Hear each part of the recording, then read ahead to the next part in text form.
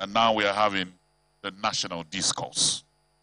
So, Your Excellencies, distinguished ladies and gentlemen, welcome to the MSME discourse.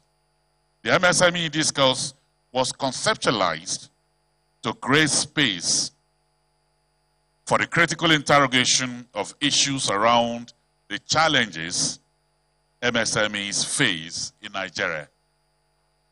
So today the focus will be on financing the Nigerian MSME to attain greater impact. With over 40 million MSMEs in Nigeria, finance at affordable rate becomes a very challenging thing. And they need finance to scale their operations and create value in the economy.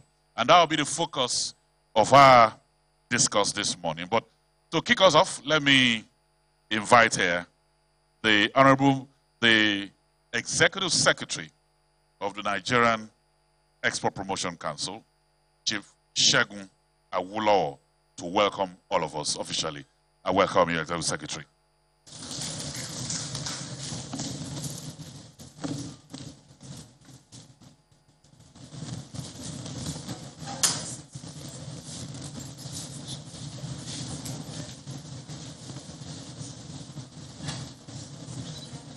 Good morning.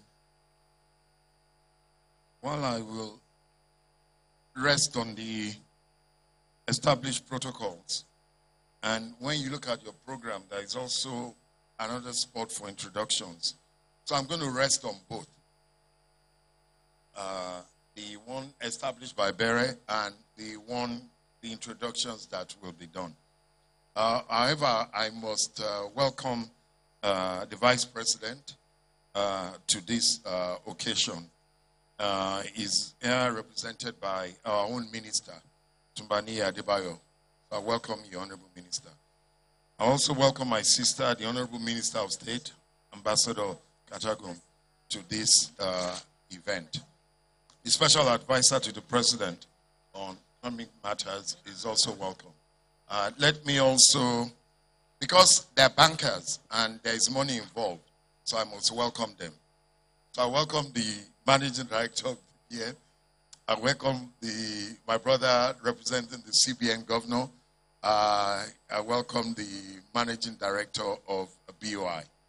And ITF has some money, so Honorable Minister, allow me to welcome him as well.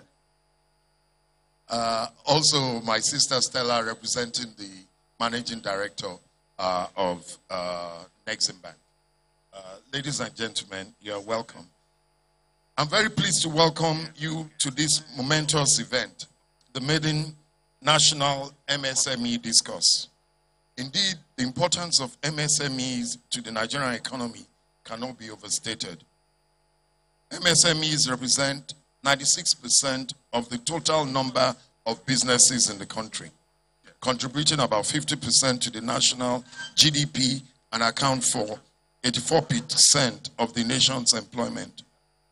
This means that when MSEs thrive, the country thrives. This brings into focus the importance of this national discourse, as we'll be discussing how to enable MSEs yield better results, and most importantly, how to facilitate and grow a sustainable MSME space in Nigeria. According to the International Trade Center, small businesses were the most affected by the COVID-19 pandemic and the resulting lockdown. Nearly 2/3 of micro and small firms reported that the crisis strongly affected their businesses, their operations, compared with about 40% for large companies. In Africa, 2 out of 3 businesses said they have been strongly affected by COVID-19. More than ever before, it has become imperative that we do everything we can to ensure that our MSMEs thrive. Some of these challenges MSMEs in Nigeria face include access to finance, access to markets, infrastructure deficit, insufficient cash flows, multiple taxation, competition, unskilled workforce, technological disruptions, and regulatory challenges.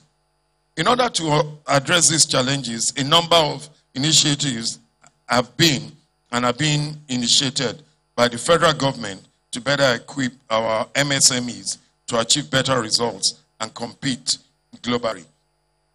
Some of those initiatives include the National MSME Clinics, the National Enterprise Development Program, NEDEP, Subcontracting and Partnership Exchange, the SPX, Learning Initiative for Entrepreneurs, the LIFE program, the National School Entrepreneurship Program, NSEP, the Creative Industry Financing Initiative, CIFI, Agribusiness Small and Medium Enterprise Investment Scheme, the MSME Survival Fund, and the Export Development Fund. As we look ahead, we are best positioned to take advantage of the opportunities presented by the African Continental Free Trade Area, which is the largest global free trade area with a market of 1.3 billion people and a combined GDP of $3 trillion.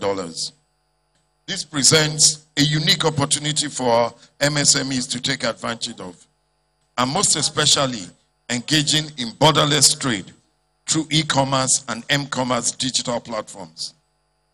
Visa predicts e-commerce in sub-Saharan Africa to reach $7 trillion by 2024. At NEPC, our mission is to spearhead the diversification of the Nigerian economy by expanding and increasing non-oil exports for sustainable and inclusive growth, thereby making the world a marketplace for Nigerian non-oil products. We believe MSMEs are very pivotal in fulfilling our mission, and as a result, we're working towards building an army of MSMEs that will take advantage of the AFTA and other international trade agreements. In order to increase the ease of exporting and enable our MSMEs to compete globally, under the Export Expansion Facility Program, we're running market development, capacity building, export aggregation, export inclusion, and trade facilitation initiatives. According to the World Economic Forum, 97 million new jobs will be created by 2025, out of which 80% will be outsourced. Nigeria's large youthful population positions us to take advantage of this great opportunity. By training our graduates in these high in-demand skills, Nigeria could potentially be earning some $16 billion yearly from outsourcing of digital skills while reducing the rate of employment. The CBN Creative Industry Financing Initiative is already supporting MSMEs like Digacon to take advantage of this. Nigeria will be the fastest growing entertainment and media outlet in the world, according to PwC. Nigeria currently ranks second globally in the production of films and is attracting increased international attention to its music and other video content. However, Nigerian content creators are not earning enough for their skills. MSMEs like Iroko TV, Arise Play, and more recently, Crowd, are working towards helping content creators and more. Nigeria's booming fintech industry is a thing of national pride, as it has attracted over $500 million in investment. According to the ITC SME Global Outlook 2020, the dependence on the dollar as an exchange currency is a problem for emerging economies like Nigeria. CBN and SEC, in collaboration with fintechs and international companies like Ripple, can allow digital exchange tokens that would help reduce the demand for dollars. It will make cross-border payments easier and reduce pressure on the Nigerian foreign exchange reserves. ITC projects that the world post-COVID-19 will have four main characteristics: resilience, digital, inclusive, and sustainable. So as we embark on this discourse, I would like to request that our discussions be centered around our MSMEs can imbibe these characteristics so that their little beginnings can have a huge impact. At NEPC, we like to say export business is tomorrow's business. However, the pandemic has shown us the future is closer than we think. In light of this, I dare say tomorrow is already here. I thank you for your attention and wish you a very fruitful discourse.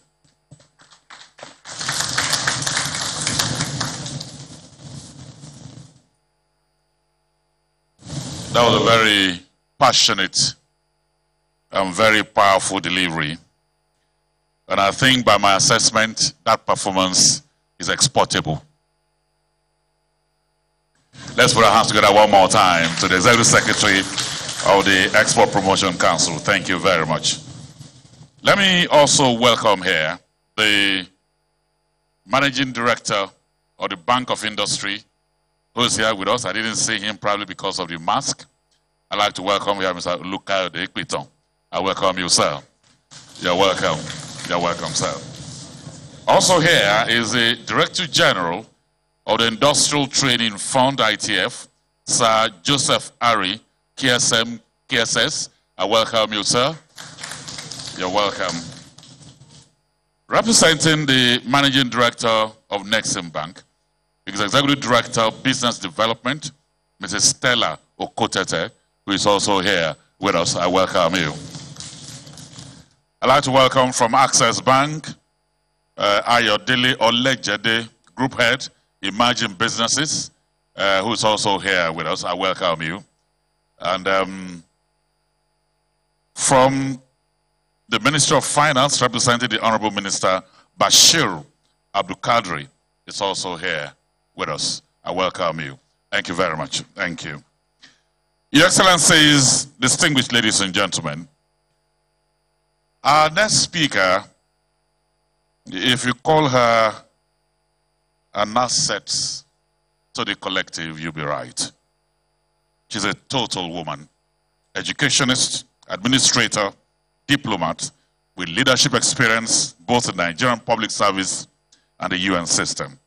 And we're very lucky to have her as the Honorable Minister of State for Industry, Trade and Investment.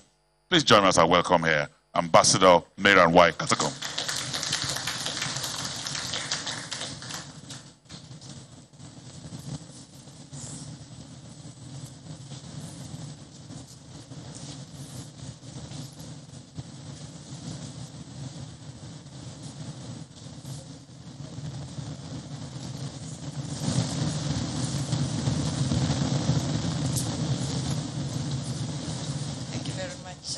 Mr. Moderator, His Excellency the Vice President, Professor Yemi Oshibajo, GCON, ably represented by the Honorable Minister of Industry, Trade and Investment, Otumba Richard Adebayo, the Special Advisor to the President on Economic Matters, Ambassador Dipe Olu, the Director, CEO, Nigeria Export Promotion Council, Mr. Shogun Awolowo, and all heads of agencies here present, the MDs, the DGs, and so on and so forth.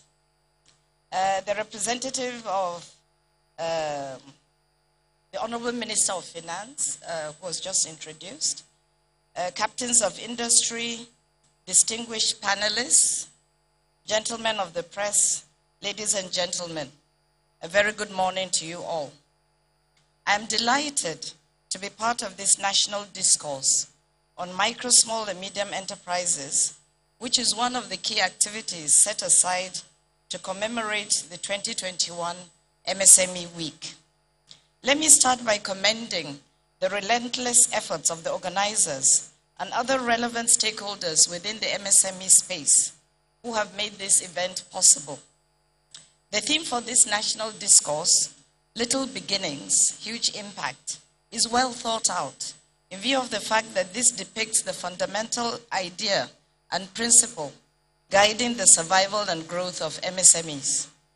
It is pertinent to recall that the United Nations General Assembly, at its 74th plenary session held in 2017, declared 27th June every year as World MSME Day in recognition of the importance of MSMEs in promoting innovation, creativity, and decent work for all, and in achieving the goals of the 2030 Agenda for Sustainable Development.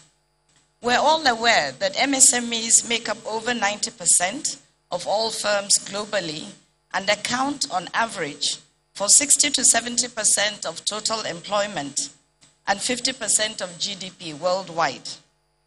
In Nigeria, a recent survey revealed that the MSME sector accounts for about 76% of the nation's labor force and contributes about 50% to the gross domestic product. The MSME sector, therefore, plays a pivotal role in stimulating economic growth and providing employment to vulnerable groups such as the youth, women, and the poor. This informed the commitment and sustained interest of the federal government of Nigeria in repositioning the sector for efficiency, growth, and development.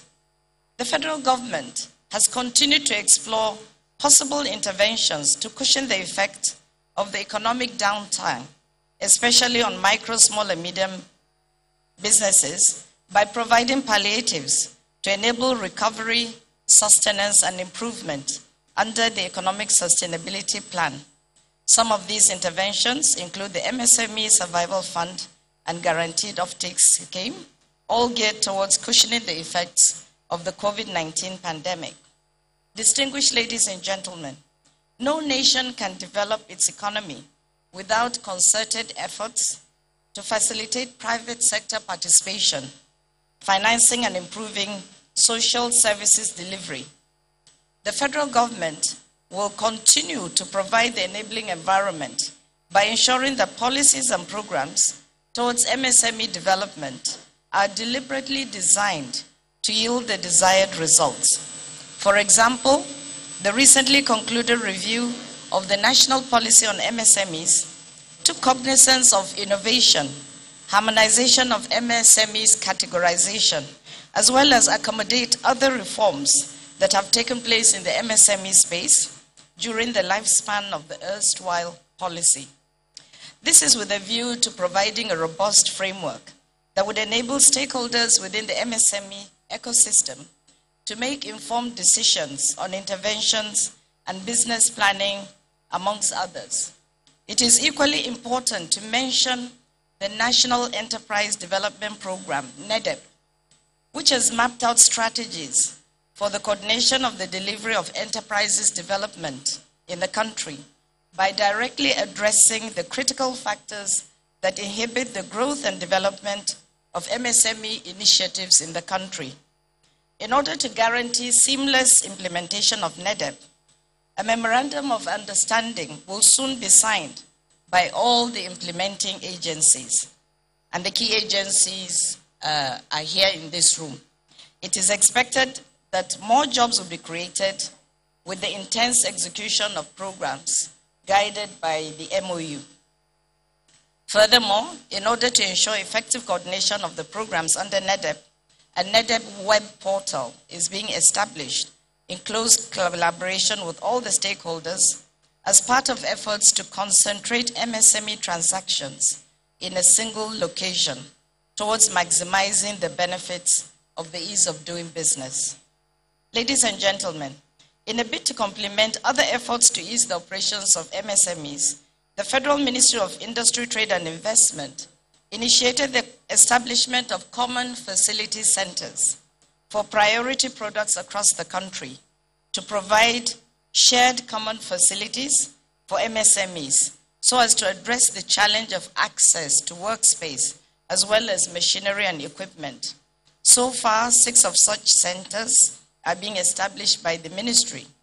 They are wood processing in Abuja, shea butter processing in Minna, leather processing in Sokoto, shoemaking in Aba, palm kernel processing in Uyo, and leather processing in Katsina. The Common Facility Center for Wood Processing in Abeokuta has been completed and commissioned, while others are at various stages of completion.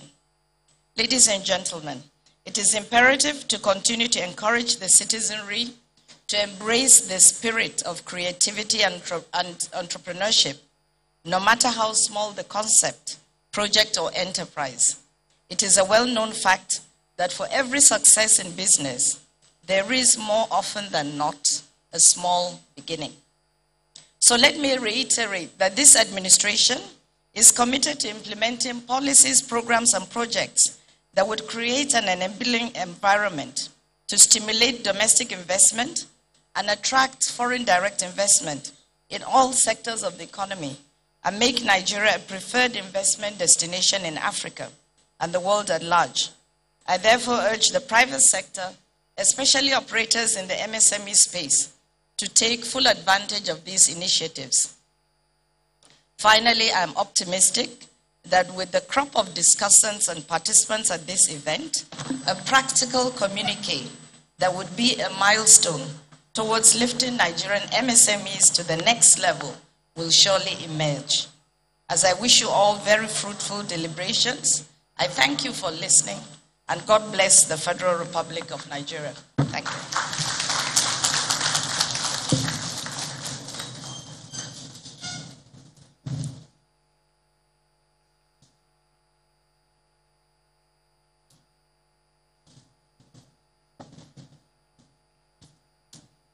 Your Excellencies, distinguished ladies and gentlemen, as the Honorable Minister of State was delivering her address, and I was listening to the smooth delivery, I started thinking, what are really the qualities of a successful diplomat?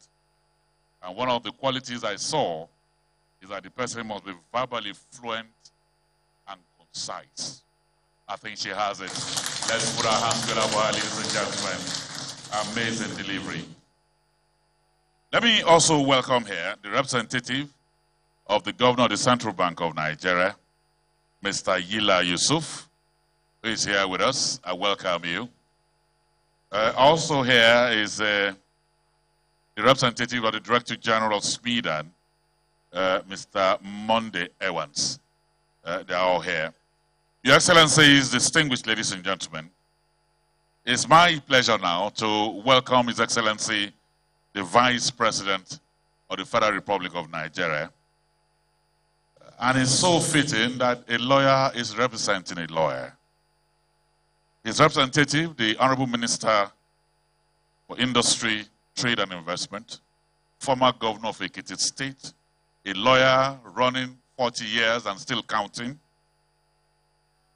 contributor to national discourse and a patriot at the highest level, is here with us representing the Vice President. Please join me as I welcome Otumba Richard Adeni Adebayo, CON.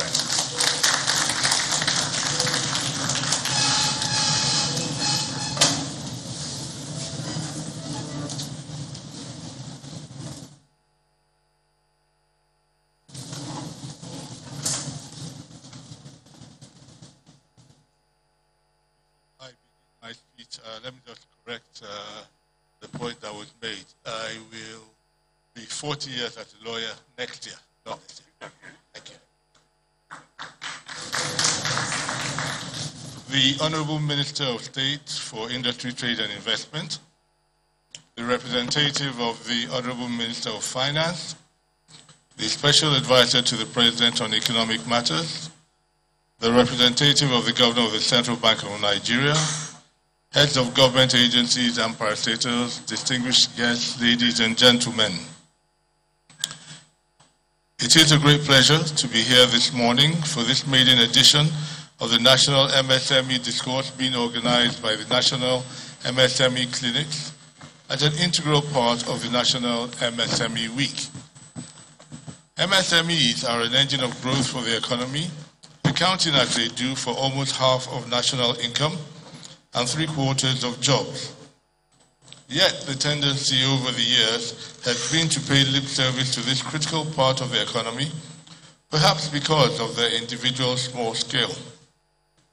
Given the priority it attaches to the sector, the Buhari administration has supported MSMEs in various ways, including the MSME Clinics initiative, which is conducted through a partnership of MDAs that are consumer-facing. Most of us here know that MSME clinics were designed to support small businesses by bringing them together in one place with Abuja-based regulatory agencies in various states. By so doing, we help MSMEs to have their business-related concerns and problems addressed, while they also learn firsthand about regulatory requirements. In addition to clinics, which so far have been held in 27 states, the initiative has extended to encouraging states to establish one-stop shops and shared facilities. States that have established one-stop shops provide a building, usually in their capitals, from which all relevant regulatory agencies, federal and state alike, can provide services to MSMEs or assist them to overcome any challenges that they face. This helps MSMEs to save on transaction costs in terms of time and travel. Shared facilities, on the other hand, provide MSME clusters with machinery that can be used or rented for short periods. Such facilities spare MSMEs the financial burden of having to purchase their own equipment while giving them access to top-flight equipment. The MSME Week is the latest initiative in this regard. Over the past few years, we have held a National MSME Day in tandem with the World MSME Day as declared by the United Nations. However, in order to further build the profile of MSMEs and promote understanding of the sector, we decided to dedicate the whole of this week to promoting awareness about the achievements of our MSMEs, and highlighting their needs. Just 2 days ago, as part of activities lined up during the week, I visited DLK Signature Limited, which produces footwear, bags, and clothing, and also operates like a privately run shared facility. I also visited Roving Heights, an up-and-coming independent bookshop that combines a physical presence with an online presence. I was impressed by the vision, work, ethos, and organizational acumen of these outfits, but my purpose was to encourage them and all other businesses in the MSME space and signal that the federal government is committed to supporting their efforts every step of the way. Other activities lined up for the MSME Week include an MSME clinic in one of the states, this MSME National Discourse, a fashion and art exhibition, and a National MSME Awards Night. In addition to encouraging our small businesses, the Buhari administration has introduced a number of other schemes and initiatives aimed at supporting the operations of MSMEs. We have introduced arrangements in our development finance institutions to de-risk lending to MSMEs. Similarly, we have exempted small businesses with a turnover of less than 20 million from tax, while those with a turnover of less than 100 million now benefit from a 1/3 reduction in the corporate income tax rate from 30% to 20%. Also equally notable is the support that the federal government extended to small businesses in the particular context of COVID-19 through the Economic Sustainability Plan. Through the Payroll Support Program, we were able to help businesses across various sectors to keep their employees. In the same vein, artisans and transporters got support from the Survival Fund to help overcome the negative impact of the pandemic on their livelihood. In a similar vein are the MSME-specific interventions in other ESP programs like the Agriculture for Food and Jobs Program, the Family Homes Fund Program, and the Solar Naija Program. Taking the Family Homes Fund, for instance, construction contracts with guaranteed offtake will be given to consortiums of young professionals in the building sector, such as architects, engineers, quantity surveyors, and builders. All these activities and initiatives set the scene for the theme of this discourse, Little Beginnings, Huge Impact. Our theme clearly underlines the potential of the MSME sector. It inspires hope, signals growth, and anticipates success. Moreover, it provides an important platform for stakeholders in the economy, particularly as it relates to the MSME subsector, to review, assess, take stock, and proffer solutions to challenges facing micro, small, and medium-scale businesses in the country. Later on, our panels will be discussing two very germane topics: financing the Nigerian MSME to attain greater output, and facilitating and growing a sustainable MSME space in Nigeria. I am convinced that the very distinguished stakeholders participating in the event will give further insights and throw more light on salient issues affecting small businesses. In particular, it would be helpful to gain further insight into programs that financial institutions have for MSMEs, as well as suggestions on how to overcome the constant complaint by small businesses about the costs that they face in doing business. Indeed, in this digital age, it would be important to explore strategies by which small businesses can use technology to improve their performance, just as it would be useful to identify ways and means by which they could be linked to larger companies through outsourcing or supply contracts. In conclusion, let me thank the Honorable Minister of Industry, Trade and Investment and the Honorable Minister of State for Industry, Trade and Investment. Let me repeat that.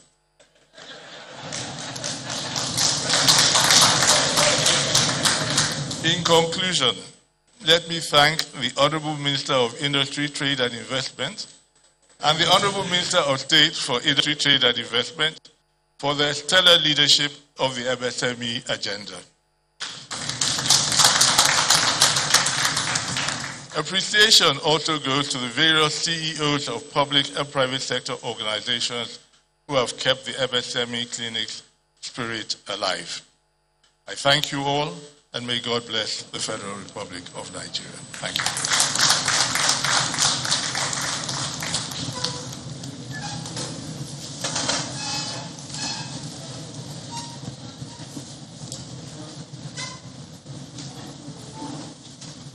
Your Excellencies, distinguished ladies and gentlemen, for a man to be at the top of his game in a knowledge-driven profession as law for 39 years, it is not small, it is not medium, it is huge. And today, he was our Vice President, formerly Secretary of the Governors Forum, former Governor of Ekiti State. So when we are going to generate a round of applause, let it be very humongous. Let's please appreciate him one more time. Thank you very much. Thank you.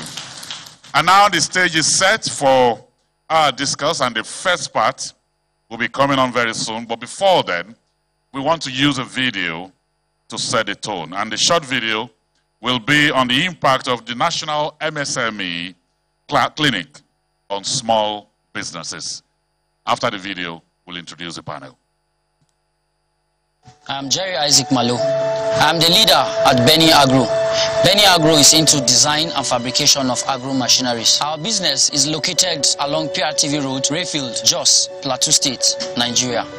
Benny is a company made up of young minds, skilled individuals, passionate about solving problems. Find problems and find solutions to those problems. SME Clinic was an opportunity for me to mingle with people with great minds and ideas. National SME Clinic Award has exposed me to more clients, which has in turn brought more sales to me. Hi.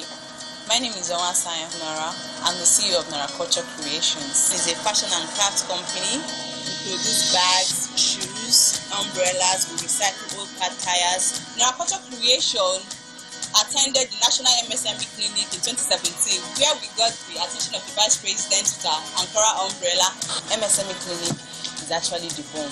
It's opened more opportunities to my business. I've traveled to Egypt for a trade fair. I was part of the MSME Awards. And my wonderful industrial sewing machine, they are all from MSME Clinic. My name is Kawahuru Alshin, the founder of Green Phoenix Foods, an Abuja-based superfood brand, and the winner of the second National MSME Award Manufacturing Sector. First, I would like to thank His Excellency President Muhammadu Buhari and the Vice President Professor Yemi Osibanjo for the huge encouragement and all the support shown to SMEs in Nigeria. The recognition by the federal government of Nigeria acknowledged that we're on the right path. And it also reinforced our resolve as an organization to keep reshaping the natural superfood business in Nigeria.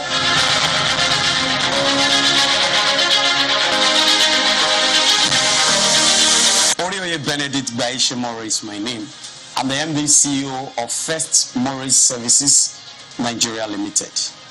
Of course, I was the winner of the 2020 Outstanding Male MSME Clinic Participant of the Annual Award of the Micro, Small and Medium Enterprise, MSME. My story is a story of a young man from village to villa, from grass to grace. Of course, I started as an Empower beneficiary 2016 precisely, and I was opportune to register my business during the registration of business name for 5,000 naira by the Vice President of Nigeria, Professor Yemi Osibajo, during the visit to Ondo State at the MSME Clinic program.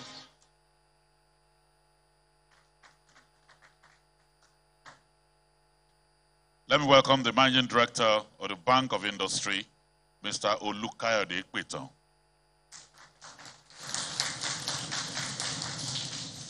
The Managing Director of the Development Bank of Nigeria, Mr. Tony Okpanachi.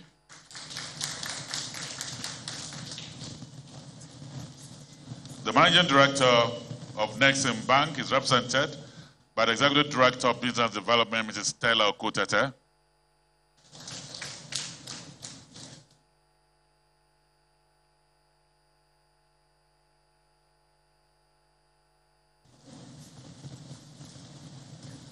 The focus of this first session will be financing the Nigerian MSME to attain greater output. I'll now hand over to our moderator.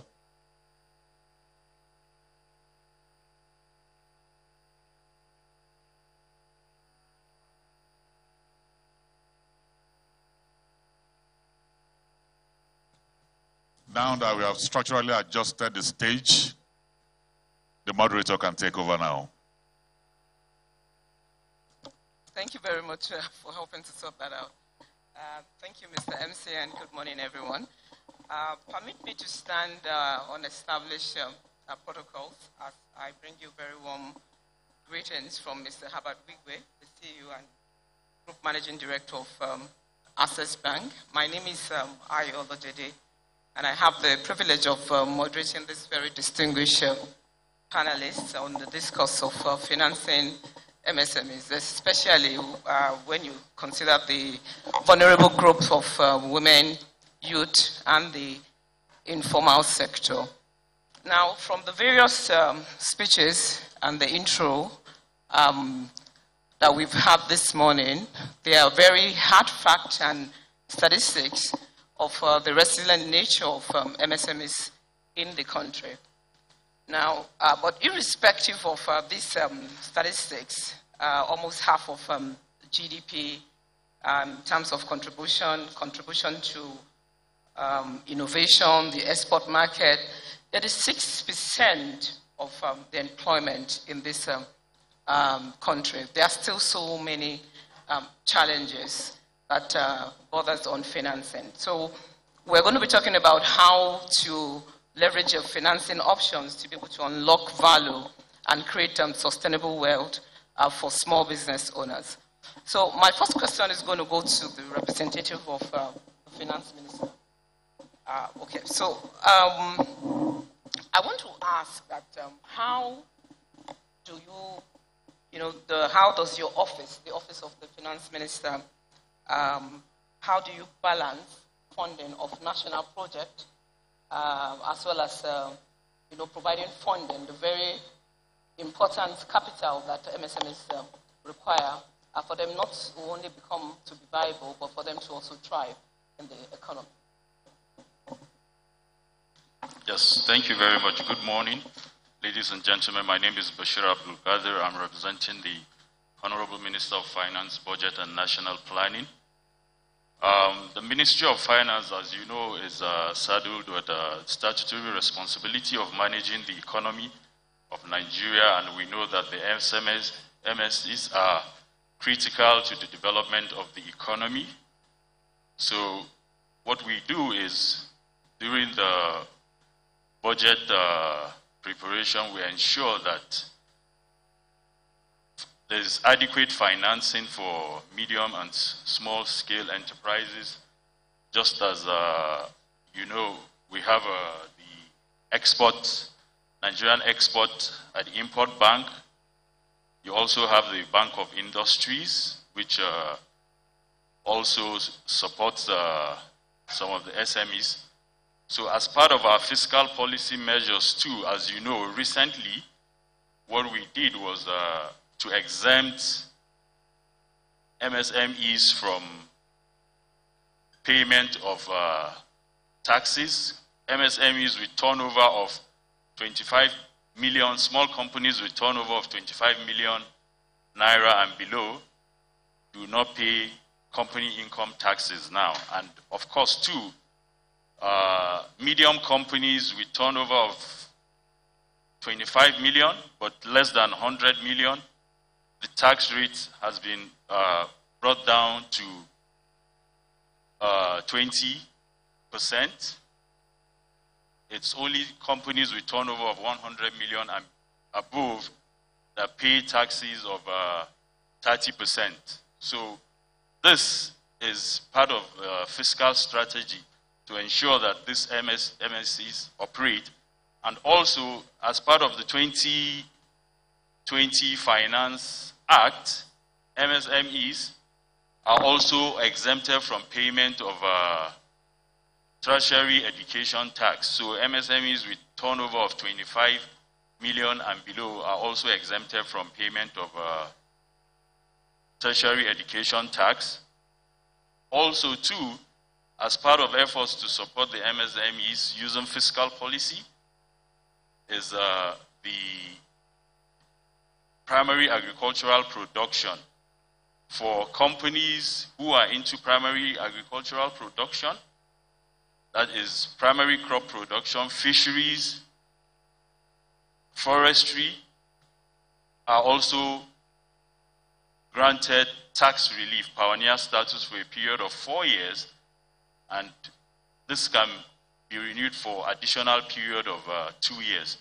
So all these are strategies to ensure this meeting is being recorded. MSMEs can operate, because it is maybe the primary financial institutions like the Exim Bank and the Bank of Industries that give financing to these companies. But what we try to do is to come up with fiscal policy measures so that we can stimulate them to grow. So these are some of the things we've put in place to ensure that the MSMEs are in operations. Yeah, thank you very much for that, the highlight of all that the Office of the Finance Minister executing. I must say that they're all very heartwarming. I particularly, as someone who looked after MSMEs in Access Bank in the past couple of years before the introduction of this reform, I've always had sleepless nights, because FIRS would always place lien on the account of the MSMEs, and then it's always a chaotic period. But since the introduction of this reform, I've been sleeping very well. So thank you very much, Honorable Finance Minister.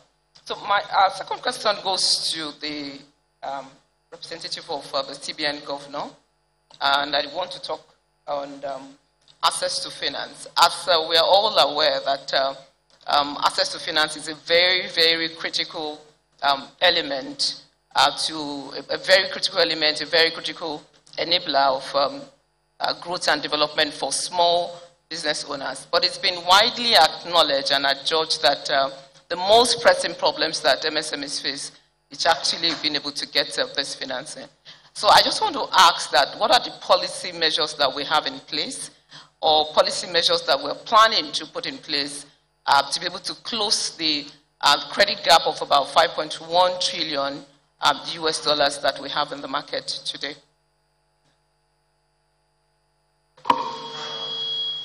Thank you very much, and good morning. As a monetary authority, we take MSMEs seriously. And if you look at the size of the portfolio of interventions we have today, MSMEs account for over 30%. We've disbursed in excess of 2 trillion naira at concessionary interest rates to MSMEs, which is 31-32% of the portfolio. That shows you how important MSMEs are to our growth projections and our growth considerations. Access to finance has always been a topical issue. And what the central bank has tried to do to address that is, working with the Bankers Committee, we realized that the channels that we traditionally use, the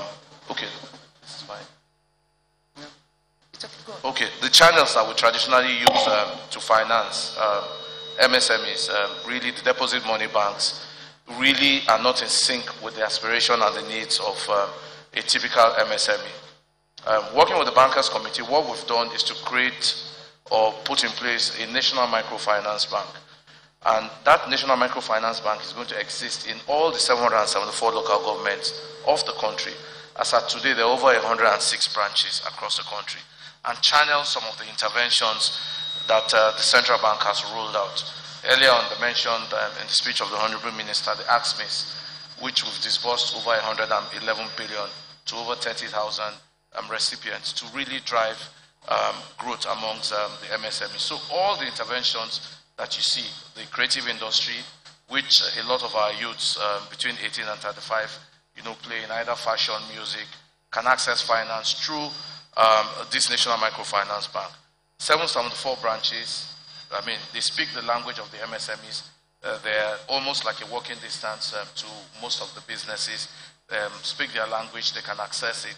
Much more than that, what we've also done is to try as much as possible to democratize the process. So anybody in any part of the country can easily access any of our interventions. Either you go to the branch, if you don't have the opportunity or you're not close to the branch, you can either send a message or log into a portal. It's easier. If you look at mobile phone penetration in the country, it's quite deep. And then you can access any of the products that we've put in place. Pre the pandemic, we had about 3 or 4 interventions for the MSMEs. But post-pandemic, we realized that MSMEs were hard hit. A lot of them, really struggled, to pay salaries or to really get working capital. We rolled out what you call the targeted credit facility. It's recently been increased to 400 billion. We've disbursed over 253 billion to over 350,000 beneficiaries, of which over 50% of them are SMEs, channeled through the National Microfinance Bank, like I said, in a democratized process. And at the last Monetary Policy Committee, we increased it to 400 billion because we realized that, the size of that MSME community is large, and the contribution that they make to national output is quite significant. So as a monetary authority, we'll continue to roll out interventions targeted at the MSME sector because they make a significant contribution to national output. Thank you. Thank you very much for those programs that you have articulately described. Just another question before I move on to our next discussion. Does the CBN have other plans, for 2021 that will be able to support the growth of MSMEs? Yes, we do. We're still in sort of the COVID-19 pandemic situation that is affecting growth. We've recently just come out of the recession, and if you look at our growth numbers, they are still not where we expect them to be. So I mentioned increasing the TCF. We started at 50 billion. As it is today, we've committed 400 billion, and who knows, that might continue to go up. On the export side, we're looking at, which is one of our key considerations for 2021, how we can work with NEPC. We'll be talking to the ES here and deepen the export potential of the MSMEs in the country. So with the TCF, with the Msmes, recently, the Msmes, 5% of every deposit money bank's profit is committed into a pool which we use to provide access to credit for the MSMEs. That has recently just come in. So you should see more disbursements to the MSMEs in the country.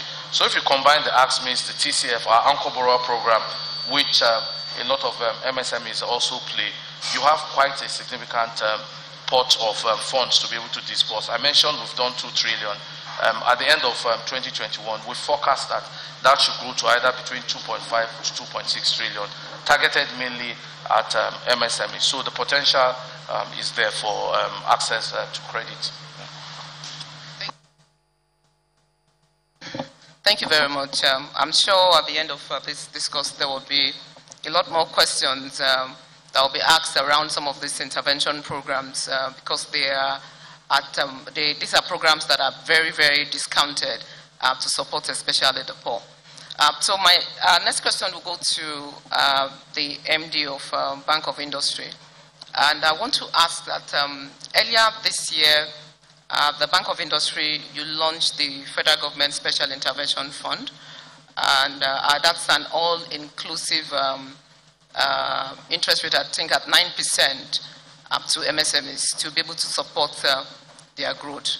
Do you want to tell us how far, tell us how that particular intervention program is doing and how long you expect that this program is going to remain in the market, and if there are similar programs that you also have or that you're planning to introduce into the market in 2021?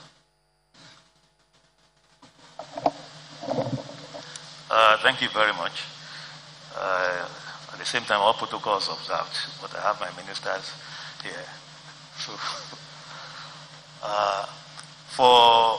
to the ministers, good morning, sir, Ama.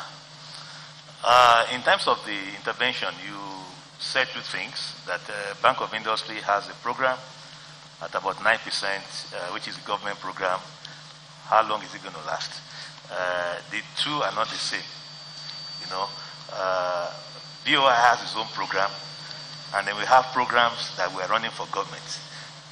One of them is the Economic Program, the ESP program, which my ministry is actually running. And the person in charge is the Honorable Minister of State, who is here present.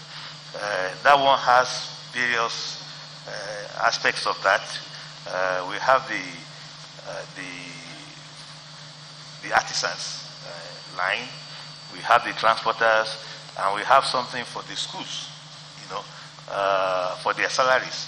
What government was trying to do basically is a 75 billion naira program, that covers different aspects.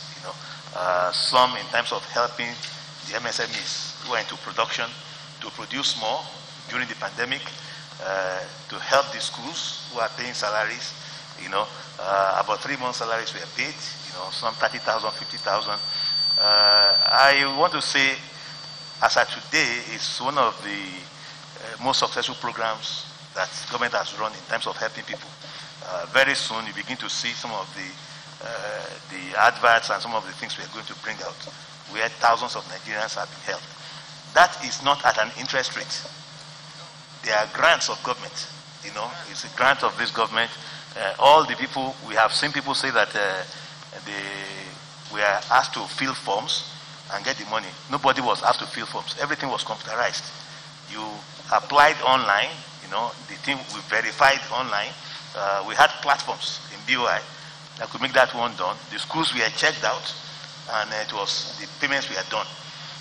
That one is running up, 75 billion is running up. Maybe in another 1 month or 2 months, we'll have finished that completely. That's for the government's program. We are also the one working with government, with the Nigerian Export Promotion Council. They also have 50 billion to do some programs to help people during this COVID-19 pandemic. And we are the bank running that. Before that, we've also run the program for government on JEEP. You have the trader money, the market money, the farmer money. Basically, these are grants from government. And sometimes most Nigerians are not aware of how much this government has disbursed to Nigerians in terms of grants. But in terms of the BOI programs that we run, generally all our lendings in BOI our interest rate usually does not exceed 10%. But under this pandemic, because Central Bank of Nigeria also had reduced the interest rate on their own intervention, CBN reduced it to 5% last year, and they've already extended that by another 1 year at 5%. We had brought down our own lending rate from 10% to 8%. We also have extended that for another 1 year. So all borrowings from Bank of Industry now are either at 8% based on the money of Bank of Industry, or 5% based on the monies that we manage for Central Bank. You know, and it's still ongoing. Okay. All right. Thank you, sir. But you know, you mentioned something about awareness. You said that most of the time the public is not aware of this program. They're not aware of how much you've given out or how these programs are doing. So what is the Bank of Industry doing to really be able to create this awareness so that this much needed capital will be assessed by the at least the vulnerable segment of the MSME market?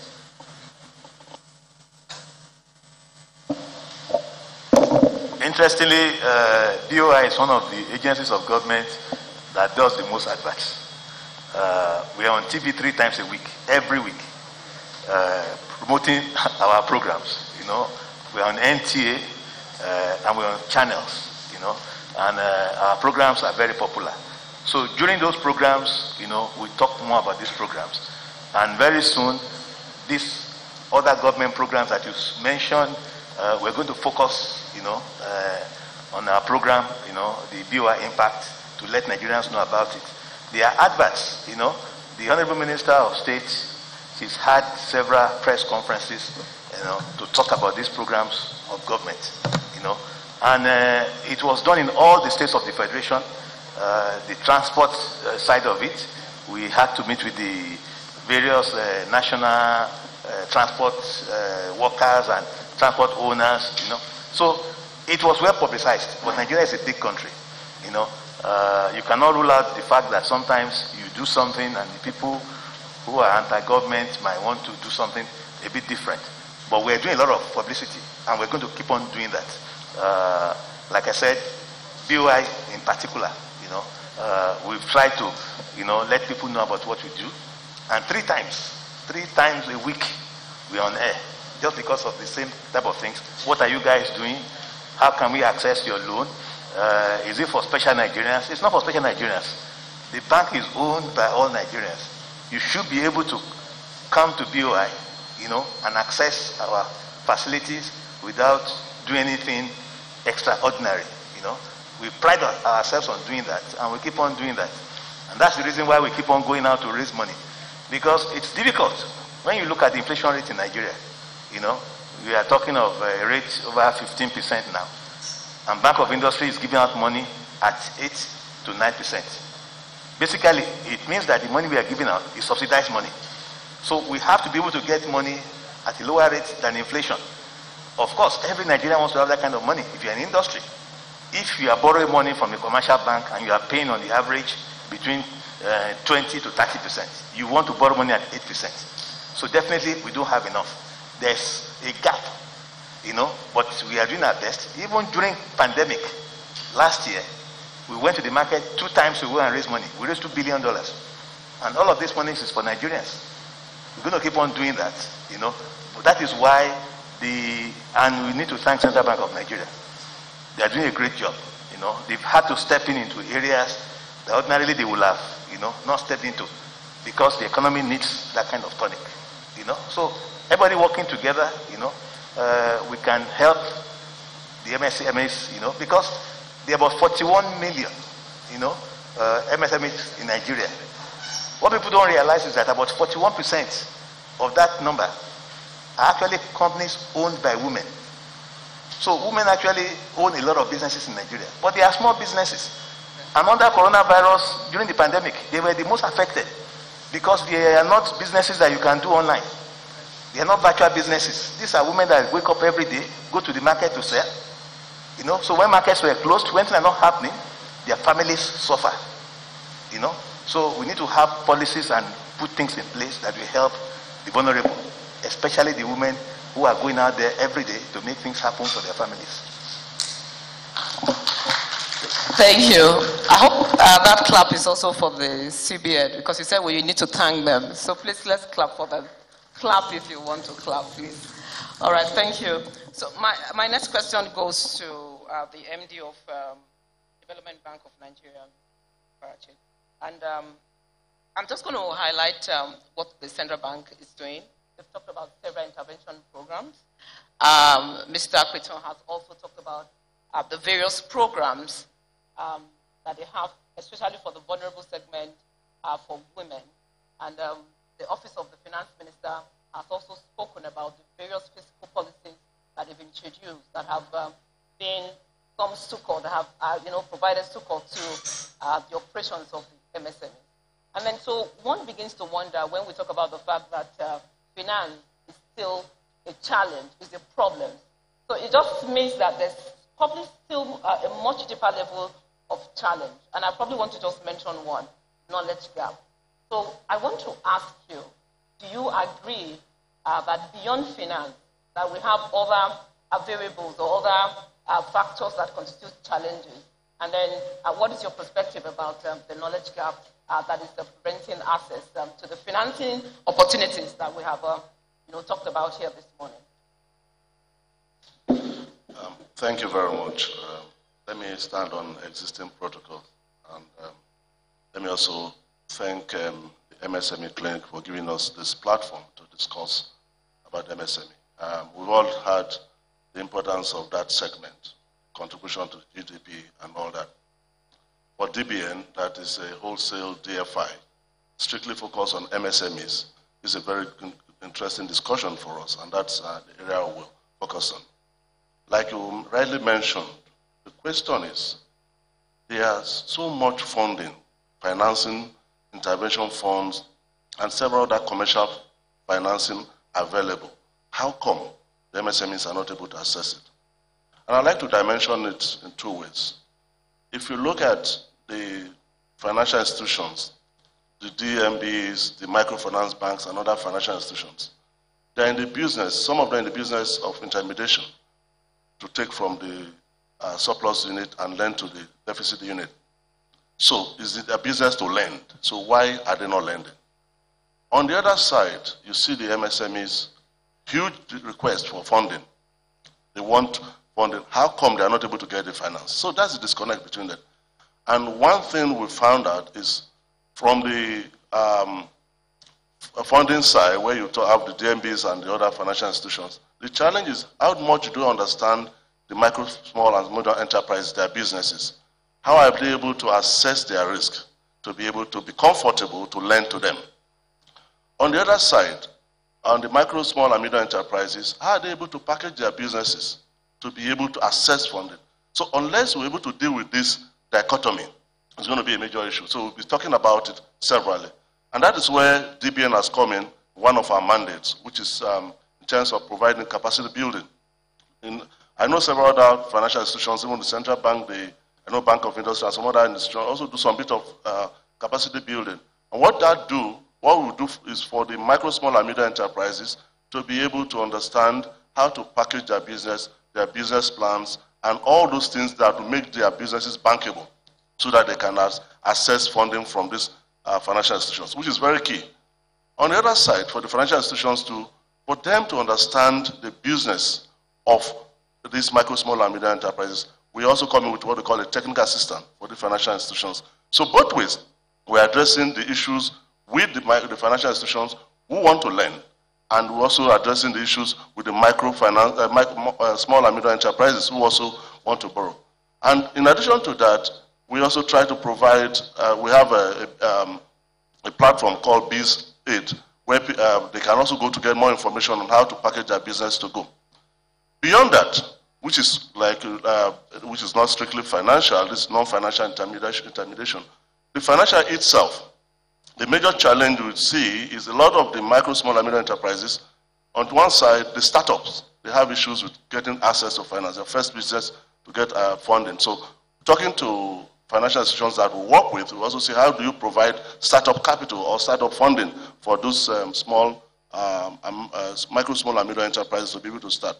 And in doing that, what we've done is to expand our network of participating financial institutions. Currently, we have about 43 of them, made up of Deposit Bank, Microfinance Bank, and other financial institutions to use their network of branches to be able to reach the micro, small, and medium enterprises.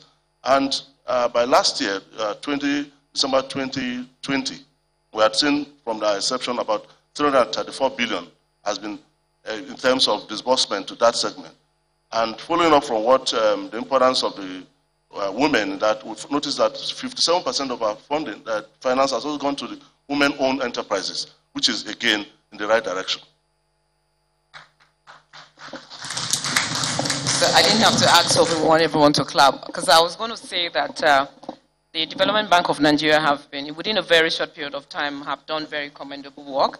I must say that because even at Access Bank, we are a beneficiary of the various programs that you have, even especially the technical assistance program. So well done, Mr. Okonache. Well done. Okay, so the representative of the MD of Nexim, I want to talk more around the Naira devaluation. But one would imagine that with the devaluation of Naira, that MSMEs would, their ability to be able to consummate international trade from the context of being able to source supply input will be impacted. So I want to find out what it is that Nexim is doing to be able to support the ability of MSMEs to import, and then at the same time, what it is that Nexim is also doing to be able to facilitate export businesses for MSMEs.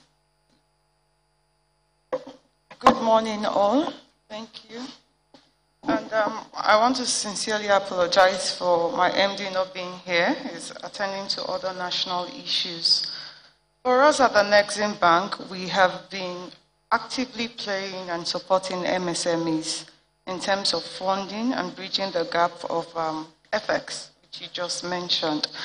We're currently managing some lines of credit with Exim Indian Bank, Exim Indian and the Taiwanese Exim Bank. The lines of credits are used to, import equipment for processing of our commodities and other value-added exports out of the country.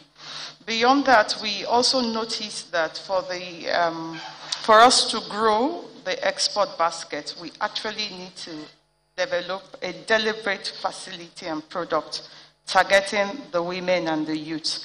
And so we launched recently the Women and Youth Export Development Facility, which is designed to support more women and youths with cheap access to funding, as well as capacity building opportunities in the export space. We're currently also working closely with the Afro-Exim Bank, to develop capacity of MSMEs in the export space.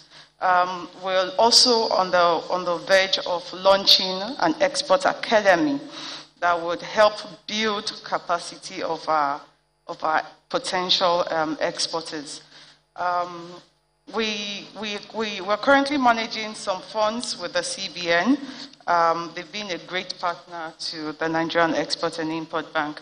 Under the Export Development Facility, we're currently ensuring that the entire value chain, players in the entire value chain of export are availed funding. And this will in turn increase our export volumes and also create the needed traction that we need in the export space.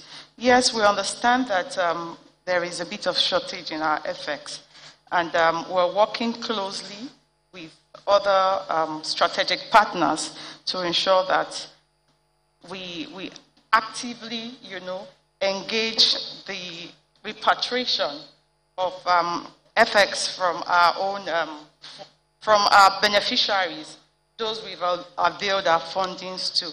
And I'm sure the CBN will acknowledge the fact that All our current beneficiaries under the export facilities that we're managing are currently repatriating their funds 100%.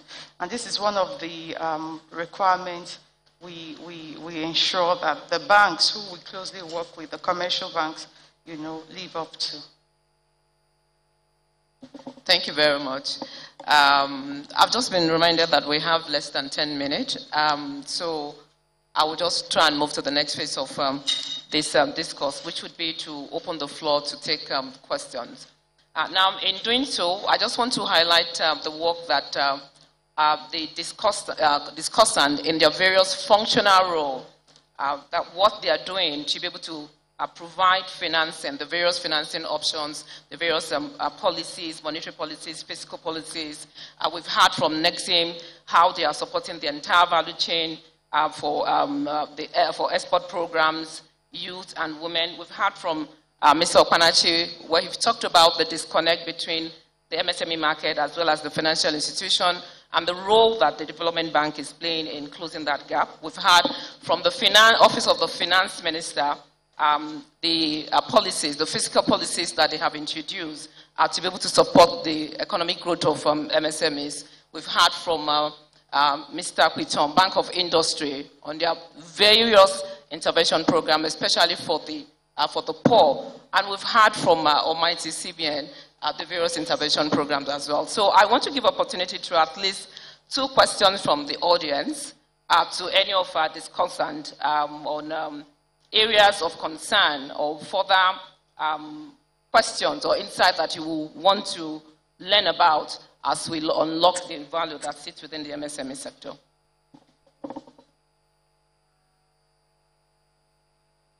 Someone is raising up his hand at the back there. Thank you.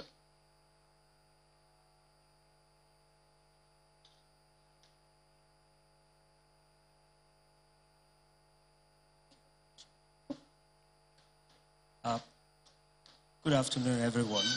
I should move forward.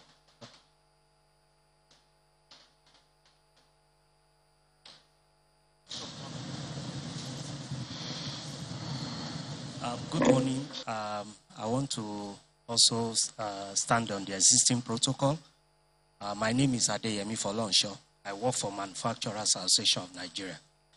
I'm happy about this program, and it's an eye-opener to some of us to see what various institutions have been doing towards promoting SMEs. But majorly, there is need for us to address a very important question, and that is the working environment for an average SME. You discover that for an SME, even when you give the funds, where the problem lies is the operating environment, and is basically on multiple regulation for an SME. It has become so much a burden for an SME to cope, because when you have more than 4, 5, or even 10 regulatory agencies supervising a small SME. I happen to sit on the desk of managing SME for MAN, and I see a lot of complaints. Another issue has to do with when an SME does not source its raw material locally and it has to import. Currently now, the cost of shipping is about 30.7% on the business. And when you aggregate all this together, you can see that no matter whatever financial enablement given to an SME, it might not work. So we need to address the issue of multiple regulation and issue of ports administration. Thank you very much.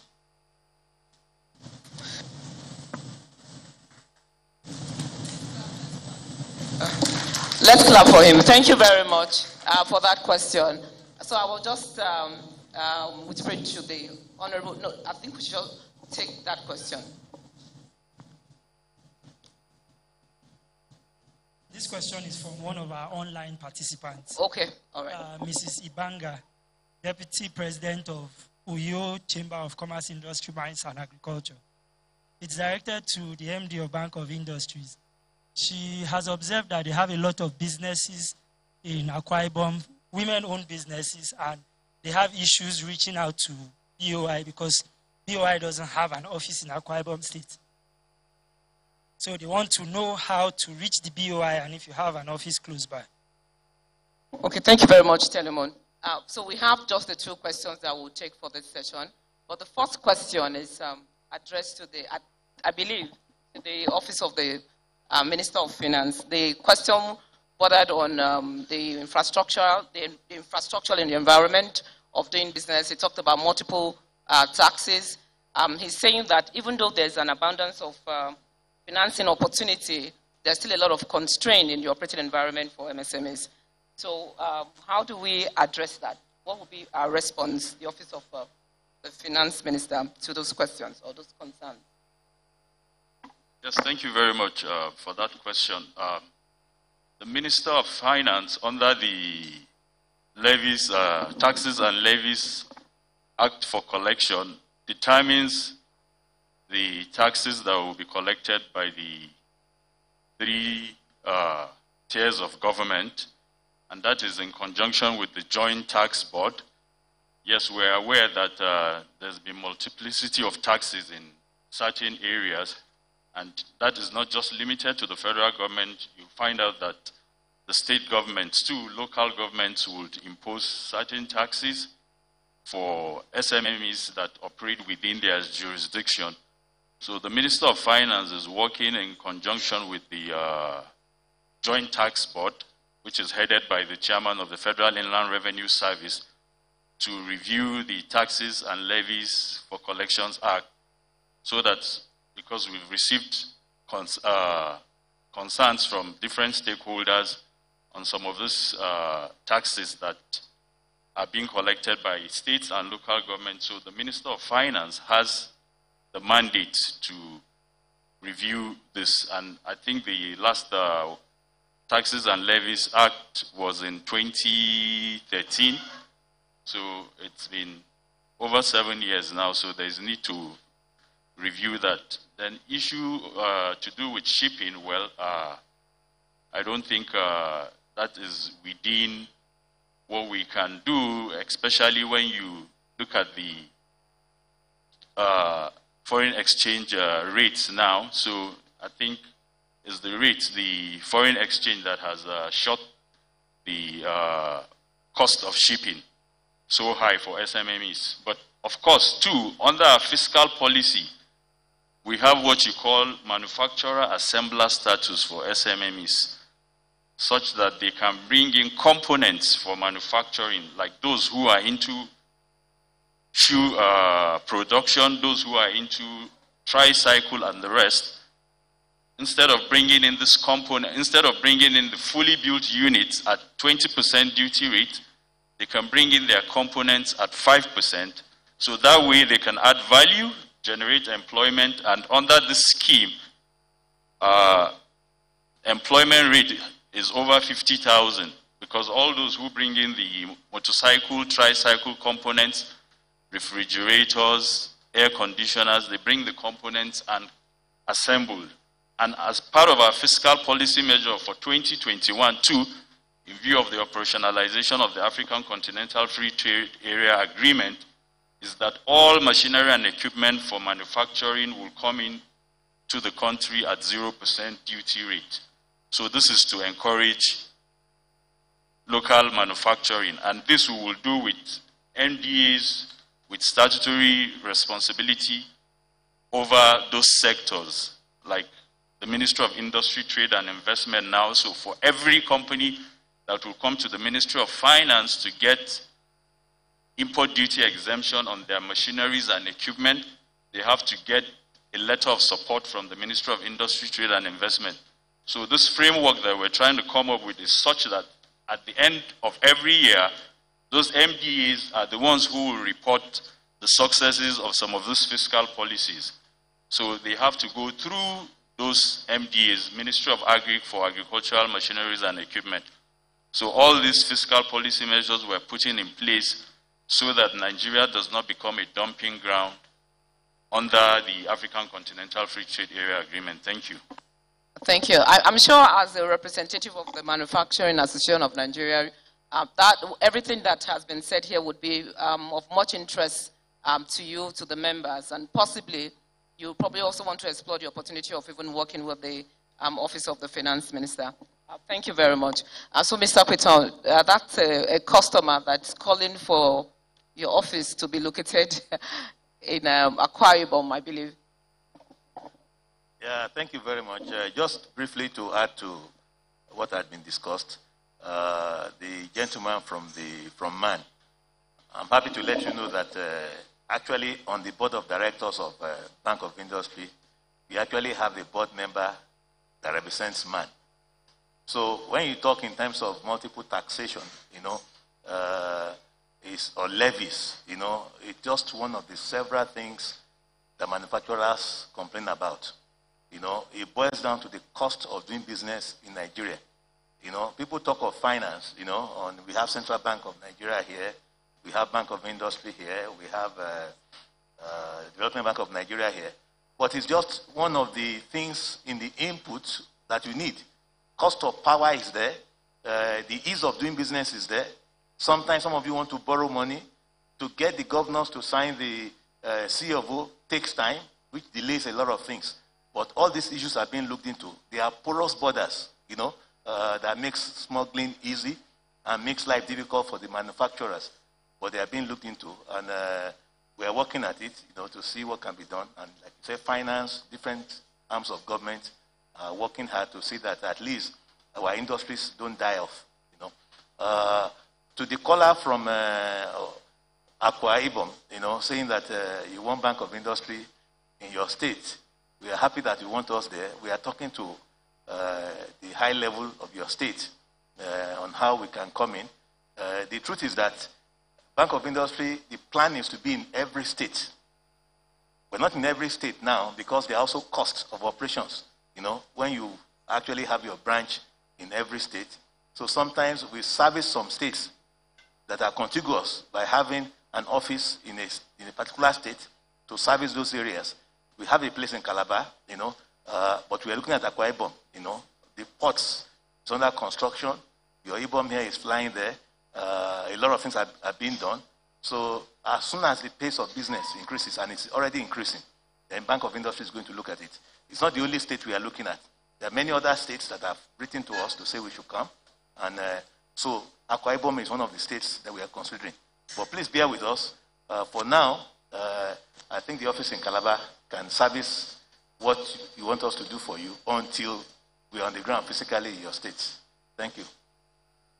All right, thank you very much for that information. Please let's give a round of applause to all of our discussants. I think we've had a very, very insightful and educative session. I will just summarize what the takeaways are from my own perspective. The topic of this discourse is on financing the MSMEs for greater output. And we have learned here at the various intervention programs, at the various support programs from different entities available to be able to support MSMEs. However, we have also had that despite the fact that all of this funding are available and everyone is making the effort to provide this funding even at very, very discounted rate. I know even for us at Access Bank, we are always actively seeking for opportunities, financing opportunities, financing support from the likes of a Development Bank of Nigeria that would enable us to also be able to lend at close to single-digit interest rate as much as possible. But we've had a concern from some of the operators of the segment that beyond the cost of financing, there's also challenges in the operating environment. And we're excited to hear that the Office of the Finance Minister, they're doing a lot of work around that, and we'll be looking forward to that. So that would be a very good communique. Mr. Tony Okarachi also talked about the disconnect between the financial institution, talked about and what MSMEs also need to do. So there's still a lot of work that MSMEs needs to do in terms of getting themselves educated, in terms of availing themselves of information, of opportunities that are available to be able to support the business that they do. We've also heard from the Central Bank of Nigeria various intervention program that is going to come up later on in the year. So to the organizers of this program, we there say that beyond even financing, we need to look at initiative, we need to look at programs that would help improve the operating environment, that would resolve the issues around multiple taxation. We need to look at how to close the disconnect between financial institutions through a lot of technical assistance program. I dare say that even as a banker in the financial industry, a lot of banks still shy away from wanting to fund MSMEs because they do not understand the risks. So there's need for more technical assistance program in that area. The intervention program from the CBN, very laudable. I mean, very, very supportive. But when you compare the amount of intervention programs to GDP, sometimes I look at it and say it's probably just about less than 10%. So there's still more work that we need to do around intervention programs, considering the ocean of opportunity that we have in the MSME sector. And at this time, with the devaluation of Naira, there's also a lot of opportunities in the export market. We're also learning so much that the next team is doing to be able to support that. So thank you very much for this opportunity. Thank you very much to all of our discussants. And we look forward to the communique that will come out of this in due course. Thank you. Our moderator is very professorial. If this was a football team, he's a player.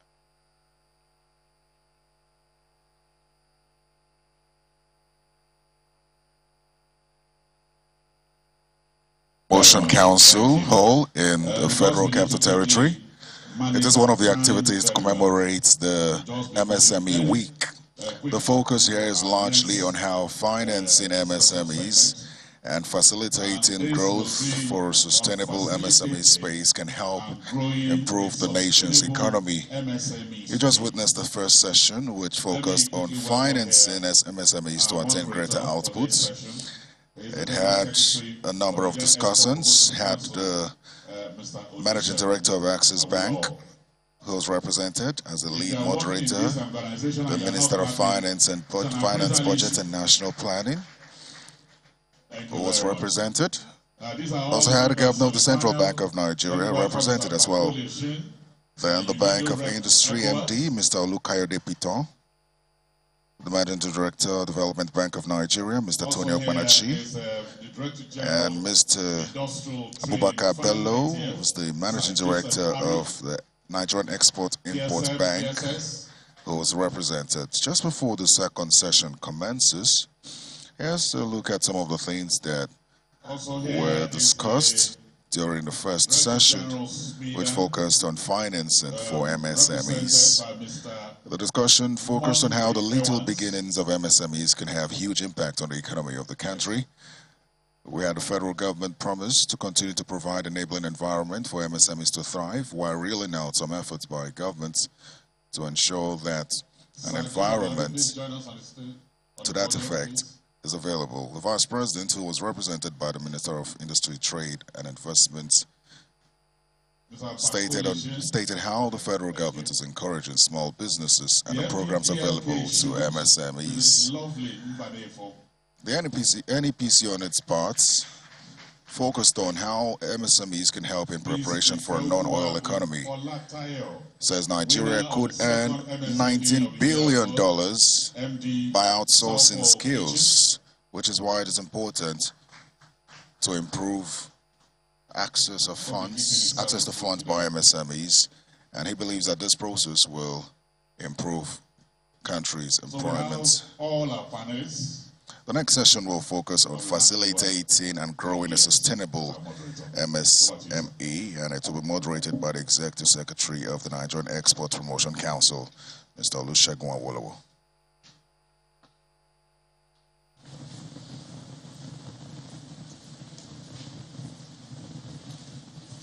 Thank you very much, Honorable Minister, representing the Vice President and our Honorable Minister of State, a Special Advisor to the President on Economic Matters. I welcome you to this second session on this very important discourse, national discourse, we are pursuing. Let me welcome my panelists here today.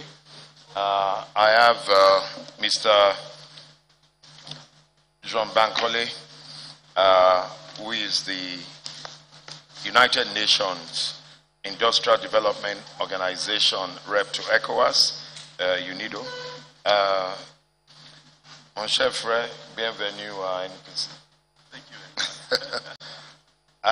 We also have with us here the Director General of the Industrial Training Front, Sir Joseph Ari. Come.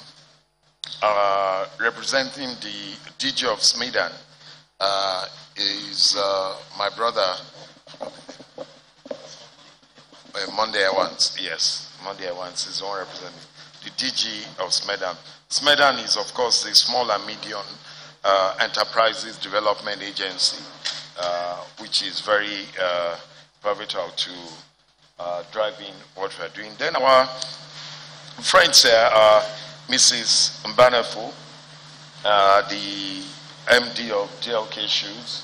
Welcome, a very enterprising lady. And also Ifeoluwa Olutayo. Ifeoluwa Olutayo was, of course, the winner of the second edition of the MSME awards. Now, let us jump right into this.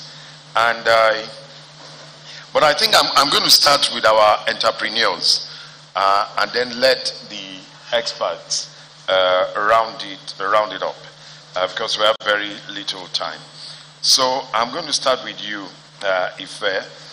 Ife, of course, you started your entrepreneurial journey right from secondary school, selling meat and cakes. You are now running Super Limited. And one of the main characteristics, like I said in my welcome address, for the survival of MSMEs post-COVID is resilience. And you are a good example of this.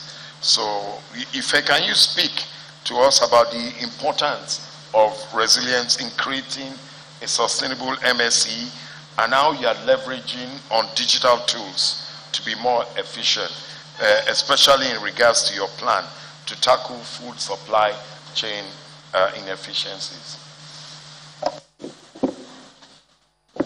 Thank you very much for the opportunity. Good afternoon, everyone. I stand on the existing protocol. Just a brief of my what I've experienced as an entrepreneur. I started Super Limited as I was in my sophomore year in the University of Ibadan when I just got an idea, and out of that zeal, I sold my laptop. I got a bicycle, and that business that I started with a bicycle delivery to students on campus grew to be what it is today. And when the COVID started, it caught everybody unawares globally. And we could have also been one of the businesses that during that time we just had to maybe pause operation or even go out completely out of business. But then one thing that is very important for entrepreneurs is that flexibility and that ability to be able to take actions when it's needed. We saw with the experience of COVID-19, it meant that we needed to leverage on digital tools. And the first thing we did was look at our environment very well. The market, we are focused, we work with local farmers. Just to tell you a background of what we do.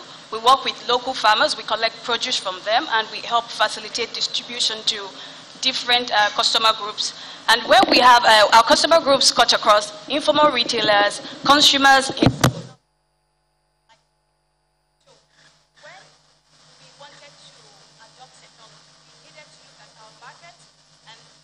that moment, we knew that using a simple technology was very important for us. We started using USSD technology to facilitate procurement interface. So the informal retailer, for example, can leverage *737 or *72, any the codes, and then reach out to us by 7700, and then we get that information at the end, at the back end, put together the produce and make deliveries to their stores. And now looking at that, it just simply meant that when when there's a structure and when there's a process that allows flexibility for any small enterprise, it makes them to be able to tackle challenges when they come, and of course use scalable solutions to solve the problem. Thank you very much, Ife. Please, a round of applause for Ife. You can see how she started. It started with a bicycle supply chain in university.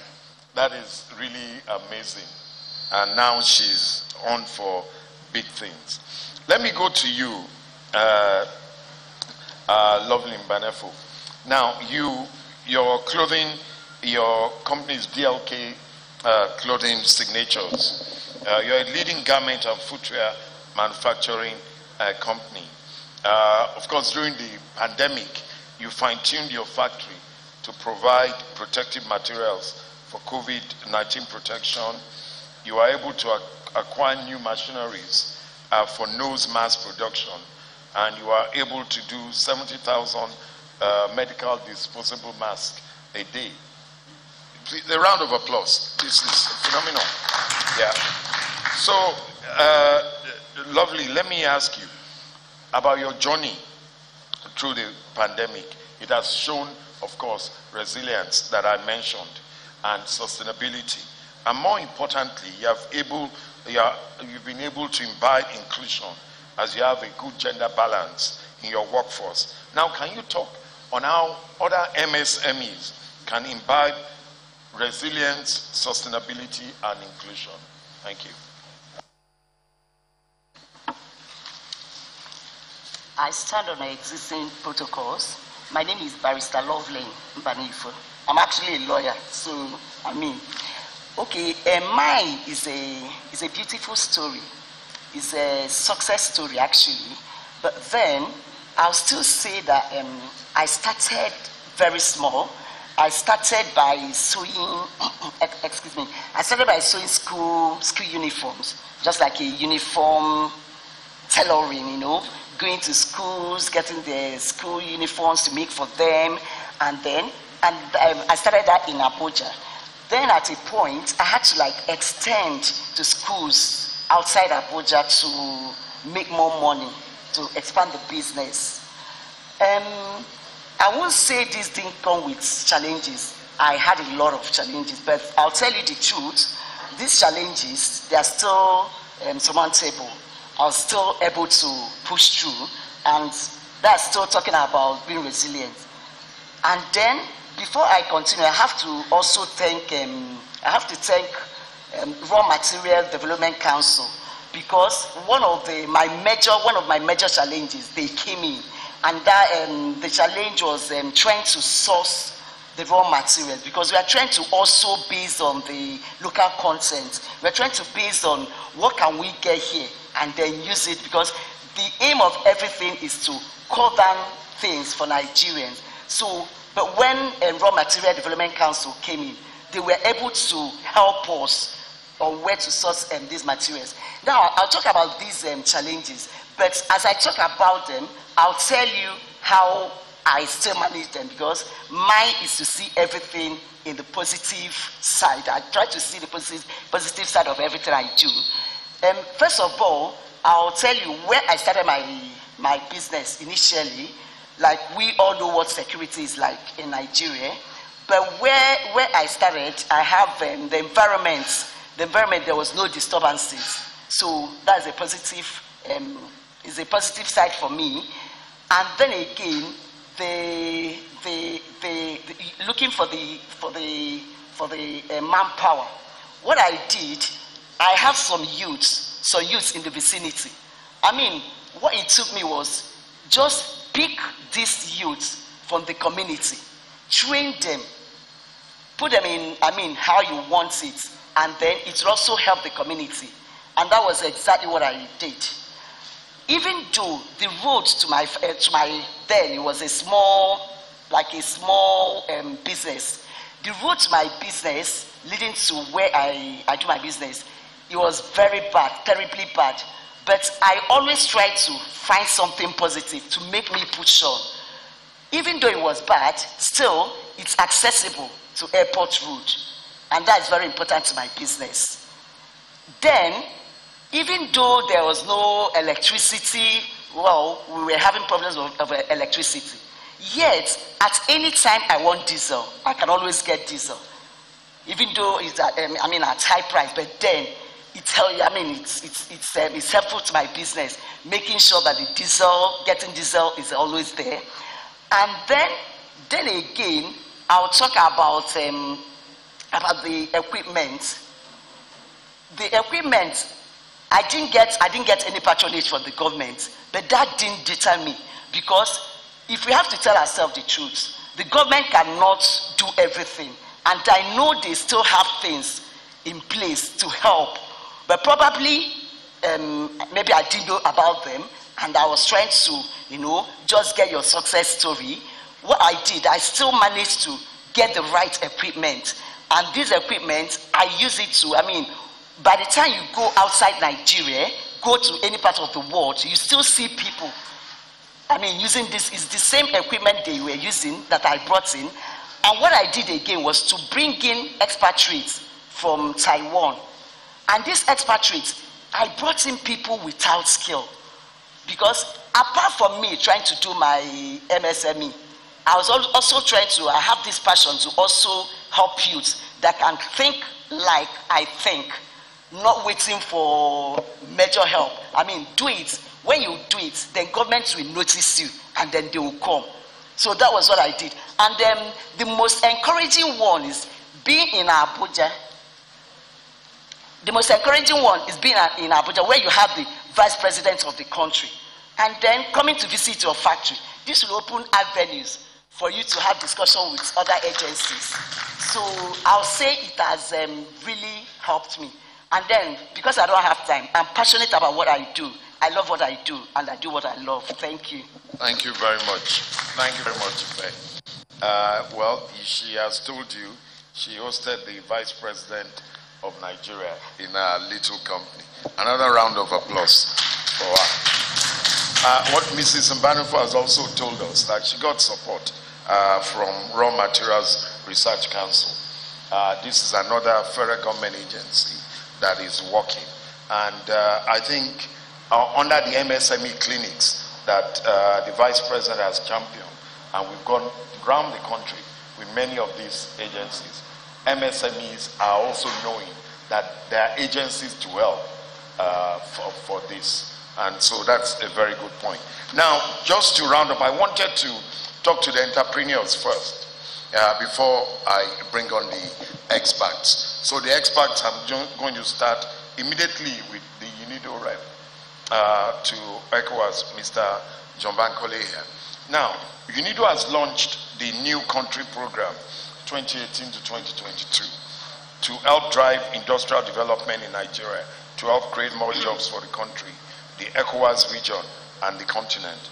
Now, can you please give more insight in 3 minutes about the new country program, how our MSMEs can benefit from it, and also considering the COVID-19 pandemic, what is UNIDO doing through the program to prepare Nigerian MSMEs for the new economy?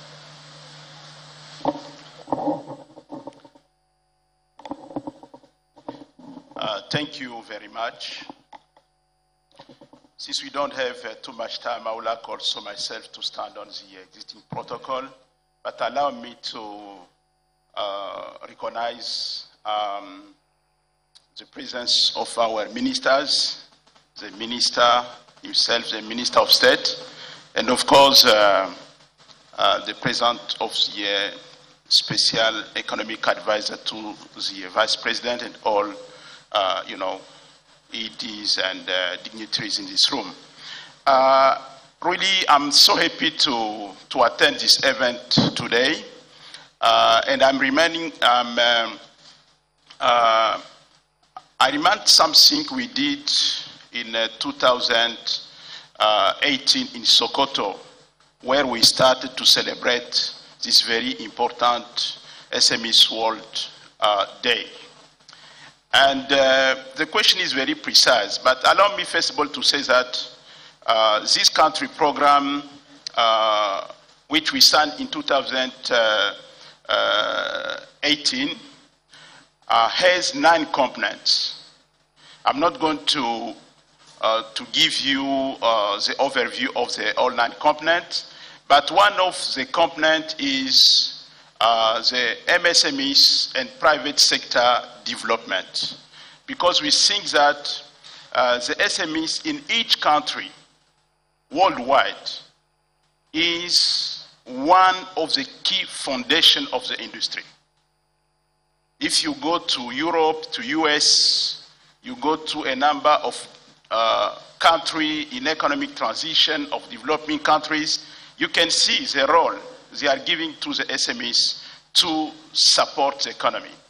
I'm not going to go to the data which is going to be provided by the ED of Maiden, but I know that in Nigeria, the MSMEs are really contributing to the GDP of the country of almost 50%, which is absolutely very important. And maybe we need to do more, and that's what the government is doing. So, but concretely, and what I'm going to say is a result of what I heard after visiting 27 states in Nigeria. So I'm not speaking about the books, I'm speaking about the realities. And what we understood from the, SMEs or SME representative challenge they are facing, and I like what Madam said here because she's very positive. I like her speech, and I said, even if afterwards she spoke, what I'm going to say, because she touched a very important point. If you don't like what you are doing, you can be addressing the problem, the issue in terms of problems, and still to address it in terms of managing solutions. That's what she did exactly, to perform in what she's doing. So we know that the main issue the SMEs are facing right now is the lack of technology knowledge. Because we are in the era of, fourth industrial revolution. We are in the era of the COVID-19. We are in the era of FCTA. How can you move ahead if you don't have very good knowledge in terms of technology? The second issue is the lack of proper infrastructures. And how can you support? She spoke about the energy. She can go to buy the fuel. But how is this sustainable to sustain her business?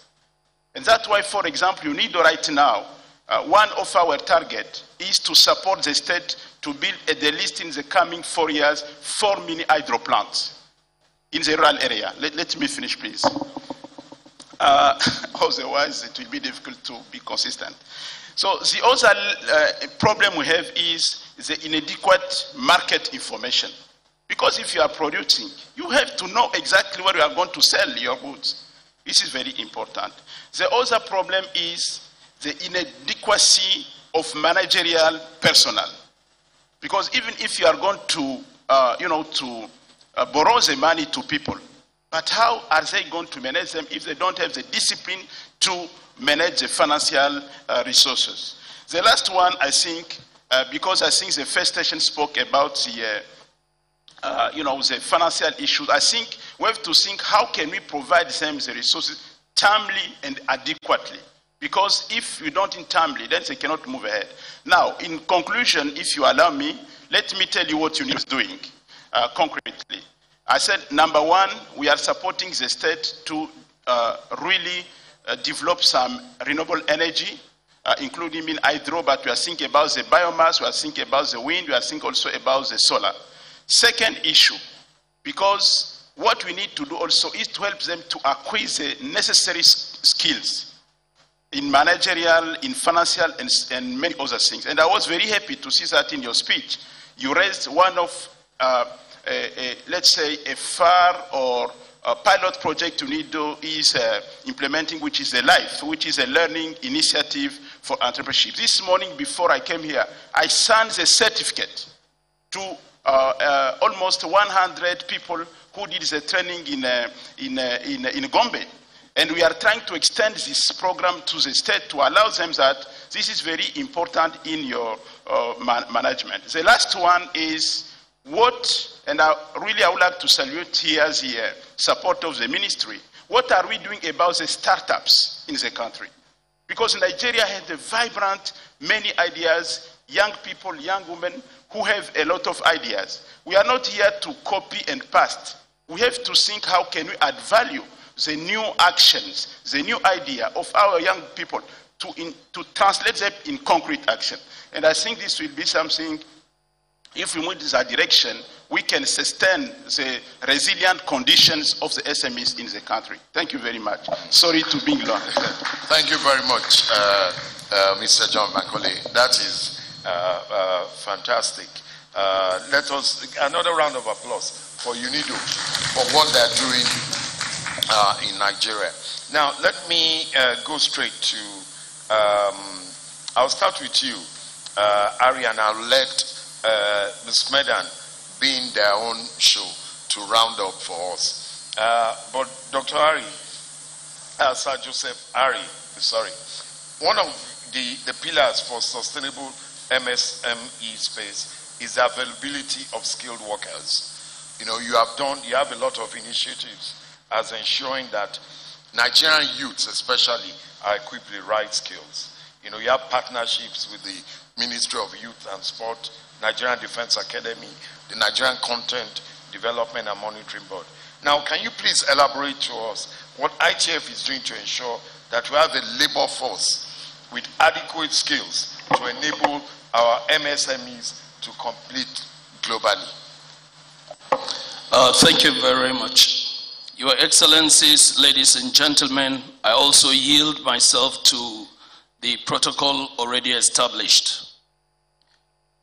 This morning we have seen from various speakers the fact that MSMEs contribute meaningfully and they are critical to national growth and development of national economies, Nigeria inclusive. We have also seen statistics drawn from the NBS regarding the contribution of micro, small, and medium enterprises, be it to GDP, to employment opportunities, etc. But one thing that stands out is the fact that spirits don't operate MSMEs. Human beings do. And therein lies the convergence between micro, small, and medium enterprises and the Industrial Training Fund.